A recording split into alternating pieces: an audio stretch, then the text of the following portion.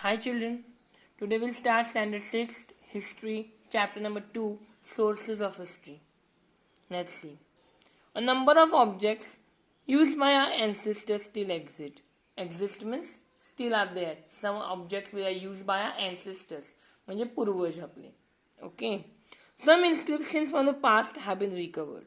Sources like this help us to understand our history. So here we'll study different types of sources of history. History can also be learned through customs and traditions, folk arts, folk literature, as well as historical documents. All these are known as sources of history.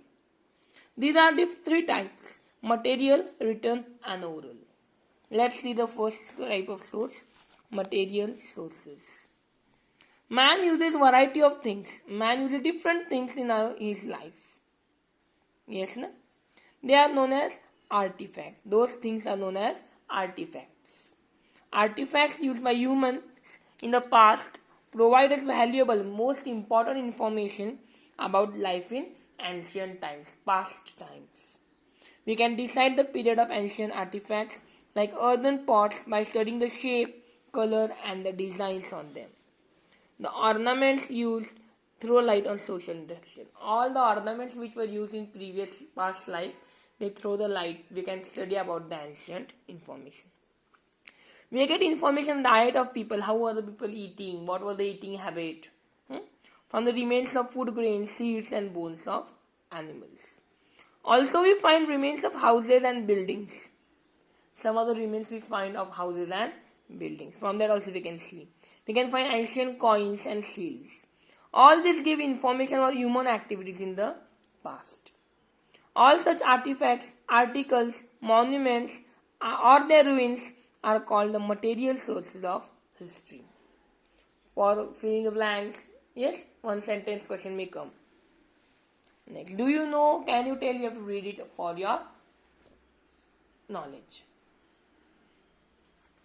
Next are written sources. Okay, next are written sources.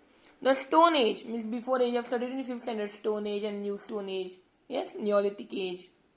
Stone Age have recorded many events and expressed the emotions in paintings or rocks.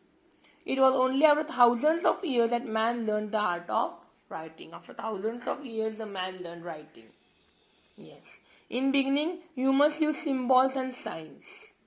In the beginning, man wrote on potsherds, means potters, or bricks using pointed objects.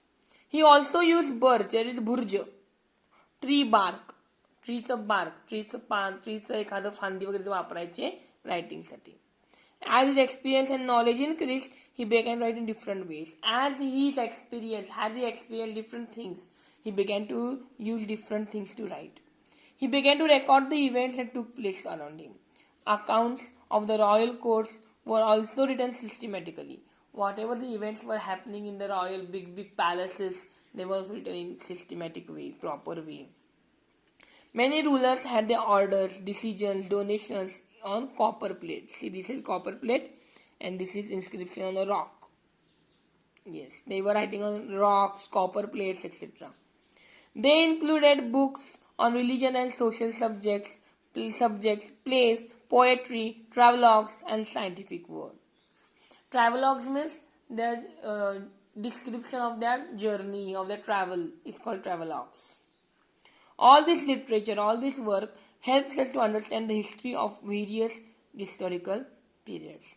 And these all sources are called as written sources. This is potsherd, ornaments and earthen pots.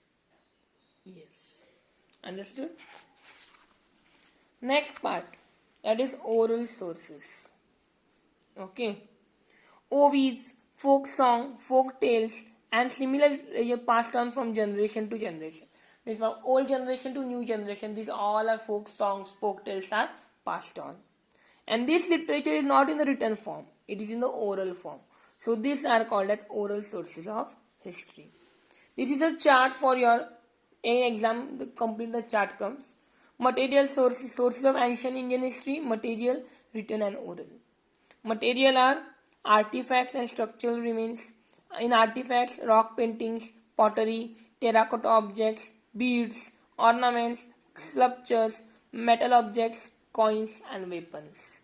In structural remains, caves, houses, stupas, rock cut caves, temples, churches, mosques, and pillars. In written sources, inscription on Harappan seals, Vedic literature, Mesopotamian clay tablets, manuscript copies of Mahabharata and Ramayana, Jain and Buddhist literature, writings of Greek historians. Historians means the person who studied about history. Travelogues by Chinese travelers, books on grammar, Puranas, and inscriptions. And oral, as I told now, all the Vedic, Buddhist, and Jain literature. Vedic, Buddhist, they are Jain. These are dharma hai na, Jain. Yes, Jain literature, ancient India. It is now first it was available only in oral form. Now it is also available in written form. So the oral tradition is still alive. It is still there. When oral compositions are used for writing history, they are included in oral sources because we use it. Oral sources we use for writing history, so they are called as oral sources. Next is sources of ancient Indian history. The ancient period of Indian history extends from Stone Age to 8th century. We learn about Stone Age period of Indian history through archaeological excavations. Geological, archaeological, all archaeological excavations. Archaeological research, you can see. Since scripts had not developed, no written sources were available. At that time, scripts were not developed, so no written sources were available that time. Okay. In the beginning, Vedas were not in the written form. हे जे वेदा आहेत, चार वेद, यजुर्वेदा, समवेदा आहेत ना, हे जे वेद आहेत ते पहिला return form मध्ये नव्हते. The ancient Indians had developed technique of memorizing. They were memorizing, learning, and reciting them. Okay. So the Vedas were written down afterwards. Okay. It includes Brahmanas, Upanishads, epics Ramayana and Mahabharata, Jain and Buddhist literature, plays, poems, stone and pillar inscriptions, travelogues of foreign travelers. We also learn about ancient Indian history through material sources like archaeological remains, ancient monuments, and coins found in excavations. Now, last part is precautions to be taken while writing history. What precautions should we take while writing the history?